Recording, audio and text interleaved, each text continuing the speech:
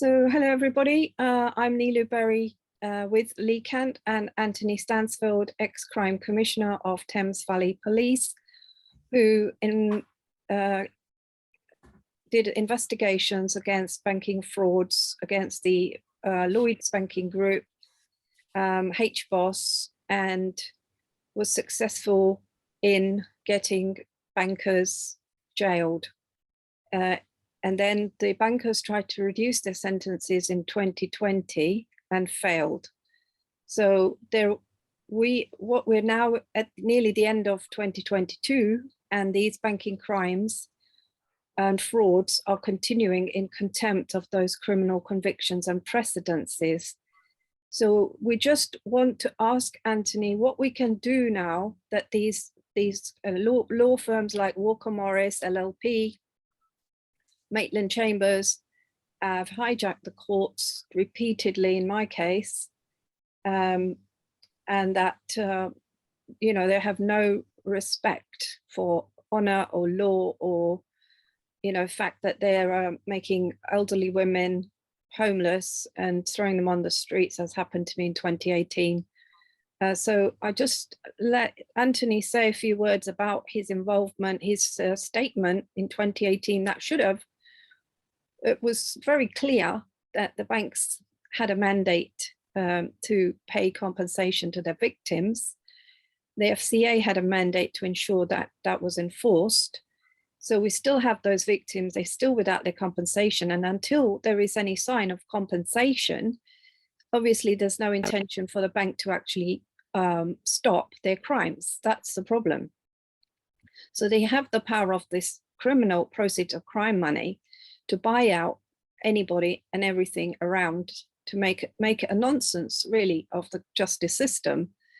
So, Anthony, do you want to add to my introduction of your wonderful work as a crime commissioner, historical work there? Over to you, Anthony. Well, just 2 points I must make. I personally didn't investigate the cases. It was a police investigation. I clearly supported it. And I'm not a lawyer. But I mean, it was quite clear that Lloyds covered up this massive fraud that had been taking place out of Reading, out of HBOS Reading, which Lloyds then owned. They denied a fraud had taken place throughout the trial. They didn't really go out of their way to assist the police in any way. In fact, I think the investigating officer said they led us a merry dance. They made it about as difficult as they could. And it wasn't until the jury returned its verdict that they actually admitted a crime had taken place. And I don't think a lot of the people who should have also been in jail actually were in jail. And of course, we only prosecuted on 245 million, where actually the case was between 800 million and $1 billion. And that was out of just one branch. What went on in Reading, in my view, and a very large number of other people's view, was minor compared to what was taking place out of Lloyds itself, out of Bristol, and also out of Gresham Street and Leeds. And of course, RBS had been doing the same scams on a monumental scale out of Edinburgh, out of their headquarters at Goga Bank. So this was a real banking problem. And they weren't the only two banks that were guilty. So what I found particularly upsetting is the regulatory authorities, notably the Financial Conduct Authority and the National Crime Agency and the City of London Police, have bent over backwards not to investigate these cases. I mean, why did Thames Valley Police have to take on this case? Why wasn't it the Financial Conduct Authority? Why wasn't it the Serious Fraud Office, who'd actually turned the case down, as had two other police forces? The FCA, I went and actually had a personally briefed Andrew Bailey, who ran the FCA, now runs the Bank of England, heaven forgive us for that.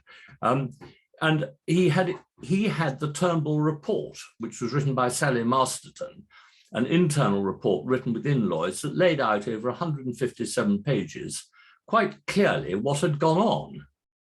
And all that happened was that she was sacked for writing it. And the FCA neither defended her nor looked into all the cases. And it was well laid out. And it took myself and Lord Hollick to actually have Lord Blackwell, the chairman of Lloyds, in front of us before they would actually pay her compensation, Sally Masterton, who had a wretched 4 years. Now, they have paid out over a number of cases out of the Bristol case, out of the Reading case, but not all of them. That is quite clear.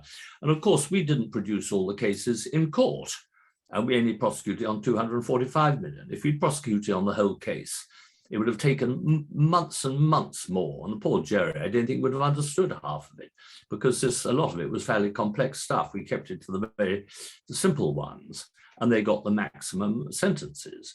But the absolute refusal of the regulatory authorities, who are complicit and conflicted on this, personally, people within them, there's a revolving door between them, the accountancy companies, and the banks of employment. I think the whole thing is an absolute out-and-out scandal that it hasn't been addressed. So I was going to ask you, how does the Home Minister now have a liability that these are carrying on, these frauds? Well, it comes directly under the Security Minister, who works for the Home Secretary. I mean, I got absolutely nowhere with Theresa May when she was Home Secretary on this. I got a bit further with subsequent ones, but it always ends up with the Security Minister. And you know perfectly well what happens. The senior civil servant sits in on the meeting, and the second you leave the meeting, he briefs against you, and it is covered up again. And of course, we've had, I don't know how many security ministers in the last 5 years, so we're not exactly having any consistency in this. Well, I think we're just about to have another security minister. I've lost count of them practically. So it's okay for when constituents go to their MPs and say, you know, I'm being made homeless, that the MPs say, oh, we don't get involved in legal matters. But then, as you see at the very top, they're actually running the justice system. Yes, I mean, I think it's an easy cop-out, that one, by MPs. They should be following it up, and they should be putting a lot of pressure on the Home Secretary and the Security Minister who works for the Home Secretary. Lee, do you have any questions as to how we can fix this? Well, the first Lord of the Treasury is the Prime Minister, and then the second Lord is the Chancellor, and they have a duty and a liability to initiate legislation or initiate the setup of body entities that would investigate, or to fix the FCA or fix JACO, any of these bodies, because their scope is so limited. They only investigate on narrow margins. They don't go outside. Well, let's just say the FCA, core. They don't hit the core. Yeah, I mean, on the periphery. If the FCA had done it right, then the victims would have been compensated by now. So the FCA has a criminal liability because a criminal court has ruled against the bank, and so there is no excuse for any banking crimes to be continuing today. That's correct. Because we have the criminal prosecution precedents to rely upon, the banks are already in contempt of those of 2018 convictions. Anthony's coming in. Yes, I mean, to get a bank prosecuted is extremely difficult because they had unlimited deep pockets. And even if you win a case, they promptly appeal and appeal and appeal again. And it ends up, the bank then will say to you, the judge in a civil court, this is costing us a lot of money. We want to guarantee that if we win this case, that we will be paid our costs. And of course, the poor person who's been bankrupted is then expected to come up with a surety that can run into millions. So it never gets anywhere in a civil court. The only way you win these cases is if you manage to get them into a criminal court with a jury and a bit of honesty amongst the judges at that stage. And otherwise you lose them, but you've got to get the CPS to do it. And I think there's only one case that I'm aware the CPS is now possibly taking on. And in that case, not only was the lady bankrupted completely, they put her in jail, some completely corrupt solicitors. So these things go on. And I mean, I find it utterly extraordinary that we should have such a corrupt system within our civil courts. Can I just ask you now that this thing about the police accompanying these men that throw you out of your business or throw you out of your home, the police coming to aid and abet these crimes, Yes. those we can go back with any repossessions with involving police.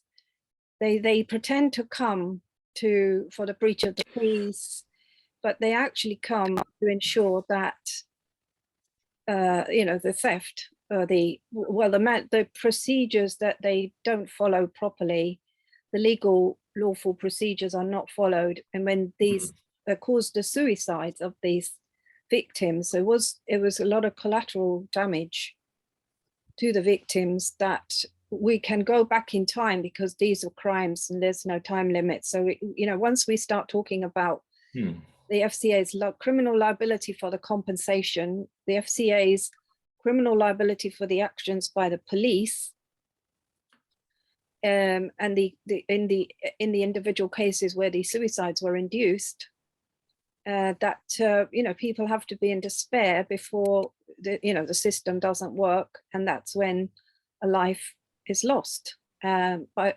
induced corporate manslaughter or whatever. I don't know what you can call it, the crime against the bank of these deaths. That's very, very serious thing that we need to address sooner than later.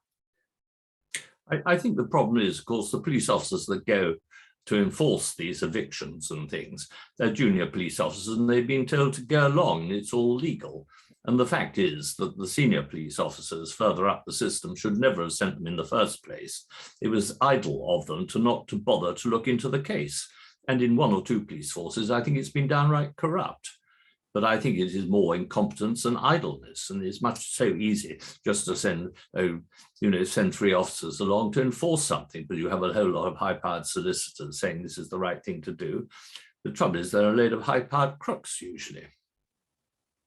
Yeah, let's talk about the tactics being used by these kind of solicitors firms. So I've got Walker Morris LLP. I've got a guy called Callum Davies who told me that Ellen McLean is the solicitor acting in this, my late sister's home's repossession.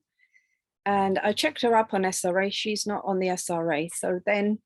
No, a whole lot of people are not qualified to do what they're saying, and the courts don't bother to check, and they allow it to go through. They allow forged documentation that is clearly forged to go through.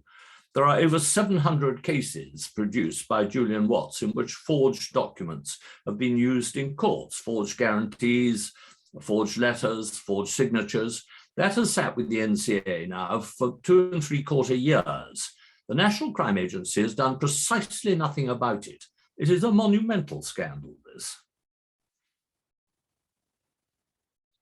So I then eventually find out that the solicitor acting in my case is a guy called Robert James Payne, and he specializes in mediation and settlements, but he doesn't give his name on the case paperwork. They given a fraudulent name for the solicitor. Not his name is not anywhere on my file. I mean, this is absolutely typical. It happens throughout the system. Right. And this worries me, that the judges in these civil courts never bother to lift up the mat at all and see what lies behind it. And far too often you'll find the judges know the barristers and solicitors involved. They come from the same chambers, one thing and another, and there is collusion. And I have, again, very little doubt about that. And I find some of the courts, but as I said, even if you win in that court, in the unlikely event you do, it will immediately be appealed by the bank. And in a civil court, you're spending your own money. The bank has unlimited deep pockets of its shareholders' money. Lloyds spends something like 800 million a year on legal fees. What hope has a private person who's been swindled by them to win a case against them? Yeah, so like the thing we have is my position is now that because when these alleged bailiffs came at my door, I served them with the application to strike out the claim, and I've got 21 grounds to strike out the bank claim. After I served them, you can see on the CCTV that they continue to call the locksmith, and the locksmith continues to threaten. Yes, it's against the law, this. It is against the law. The trouble is the police very often don't understand the law, and you're dealing usually with very junior police officers. So I've then asked the mayor to arrest the bankers because they continued with these crimes despite the precedences. Yes. Yeah. So the mayor has a liability. This is the mayor of London, isn't it? Yeah. Yeah. Yes. Yes. He is the PCC for London, and he gives a lot of his duties as PCC.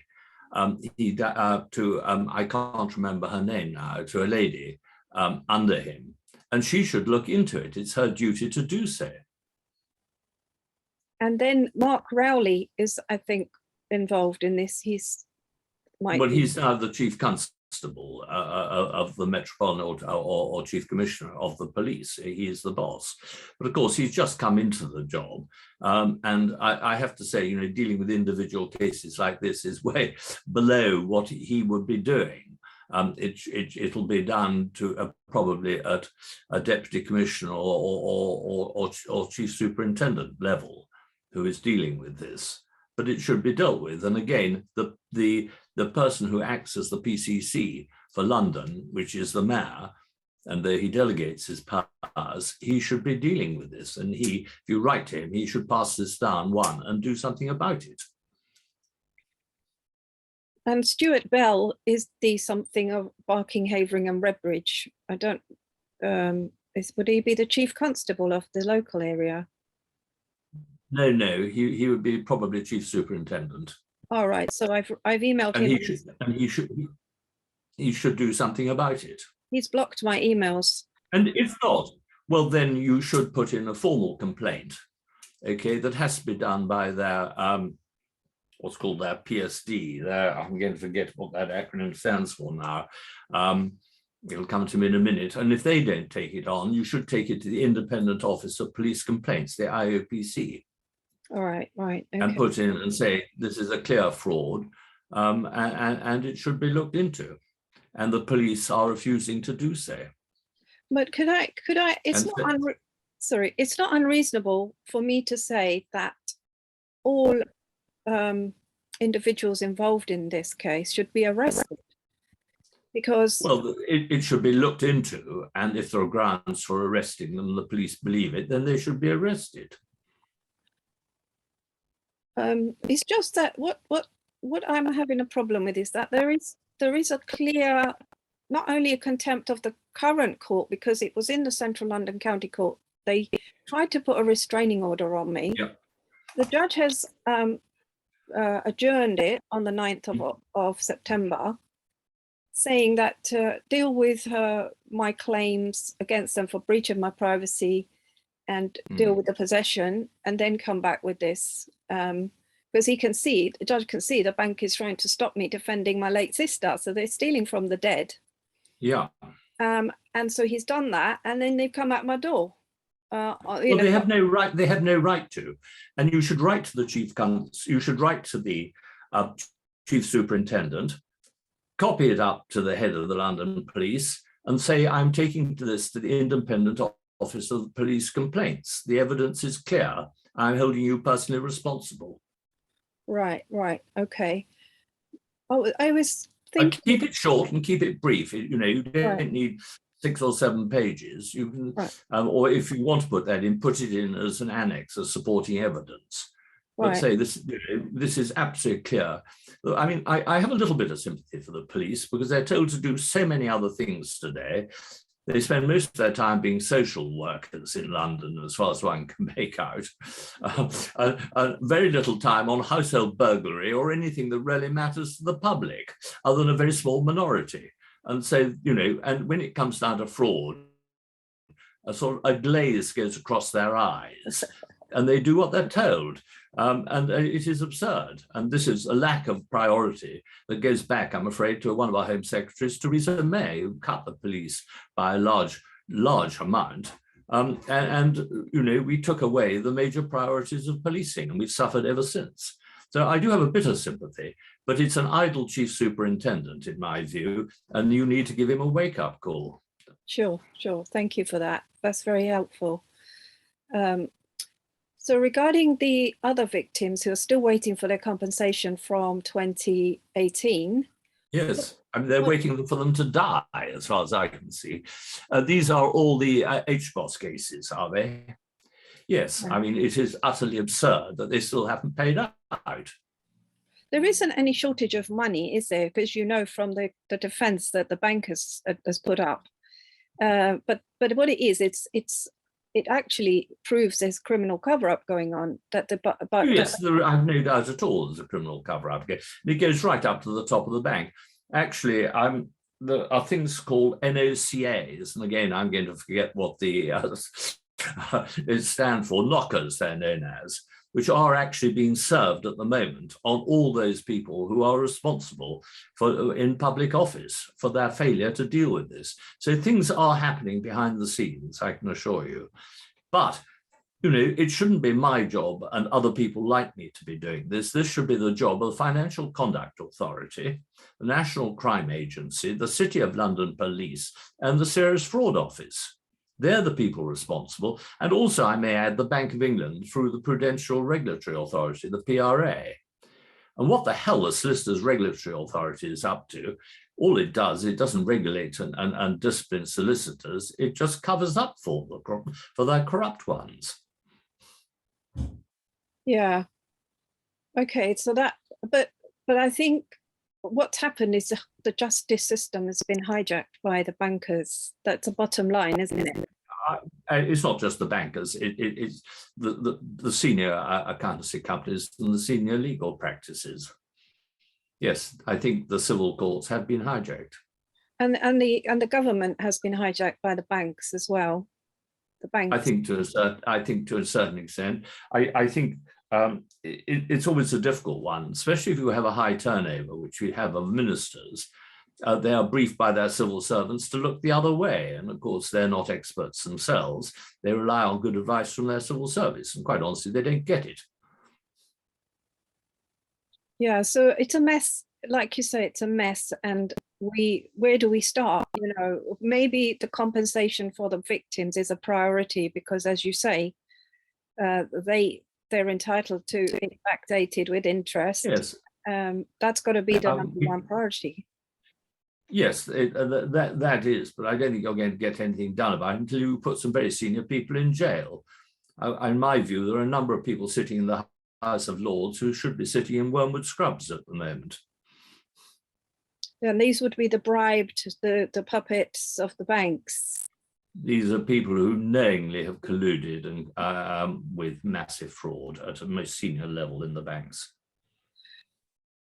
Even if we start with the bankers that are currently committing these crimes, continuing in contempt of those previous. Well, it's become endemic within the banks. That's the trouble. I mean, and what's extraordinary is virtually nobody on the executive board of a bank is actually a qualified banker. They're not qualified bankers. Are they? They're rather dubious lawyers and accountants usually. Right. So there should be a rule straight away that to be on the board, executive board of a bank, you must be a qualified banker, and they're not. Yeah, so Anthony, you've got so much information that we need to put out there. So would you, I don't want to put you in a spot here because it's recorded, but I'd love you to, help us Well, after. I mean, I will help us. I'm very happy that anything I've said today can, it can go out. I'm not worried about that. Definitely, it's going out. I mean, I have to be careful. I am retired. I have my own life to lead. I can't entirely give my entire life to doing this, I'm afraid. But I do my best, and it is, the biggest scandal, financial scandal this country has ever known, by far, actually. Yeah. So this, So sorry, I said you can use anything I have said. Yeah. Lovely. I'm having internet problems today. That's why it's a little bit slow. We had a few breakages in that. I apologize for that. I'm using my phone data. They mess with my internet all the time. So thank you. Is there anything else you want to say, Lee? Have we missed out anything? Why doesn't the first and second Lords of the Treasury, why don't they put forward the proper and thorough, well-researched legislation to go through Parliament, which would fix the broken justice system and to stop unnecessary appeals against a clear and definite decided case of fraud when a person is caught stealing with the item stolen in their hand. They're allowed to appeal against that, and that's just stupidity. And so not only is the money system broken, but the justice system is broken, and that helps to cover up the banking. Yes, I would agree. Yeah, there have been, I think, 4, if not 5, parliamentary debates about this. And every time what happens is the Treasury Minister, John Glenn in the past, but he was there for a long time until very recently, would get up, wring his hands and say, this is all terrible and we will get it looked into. And then he does precisely nothing about it. And that has happened. Nothing has been done about this, and it's been debated in Parliament. Lots of MPs have done their best actually on this. It's not a sort of inter-party party problem, this. I mean, half the rules that made this possible in the first place came in under Gordon Brown. The trouble was they were actively supported by Osborne and subsequent chancellors, and the Treasury has got away with everything. And when you think the Treasury is now run by the man who ran the FCA, Andrew Bailey, who deliberately looked the other way, then you have a problem. Yes, it's a very big problem, which allows cover-ups, and it allows the massive money laundering operations by local government, mayors. Well, a quick word about money laundering. If you or I get 20,000 or 100,000 into our bank account, the bank is all over it, wanting to know where it came from, whether it's disobeying some, money laundering law. If a bank moves 300 or 400 million between a couple of sort code numbers, and by the time it's gone through another 2 after that, it's well away in Jersey or the Virgin Islands. So this business of money laundering and the banks controlling, and opening up is absolute rubbish. It's the banks themselves that do the massive money laundering. And that is not checked. Who guards the guardians? Quis custos custodies?